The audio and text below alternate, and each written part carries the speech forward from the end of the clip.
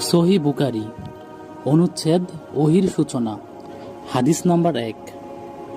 হুমায়দী রহমতুল্লাহ আলাইহি আলকামা ইবনু ওয়াক্কাস আল-লাইসি রহমতুল্লাহ আলাইহি থেকে বর্ণিত, আমি ওমর ইবনুল খাত্তাব রাদিয়াল্লাহু তাআলা আনহুকে মিম্বরের উপর দাঁড়িয়ে বলতে শুনেছি, আমি রাসূলুল্লাহ সাল্লাল্লাহু আলাইহি সাল্লামকে বলতে শুনেছি, প্রত্যেক কাজ নিয়তের সাথে সম্পর্কিত, আর মানুষ তার নিয়ত অনুযায়ী ফল পাবে।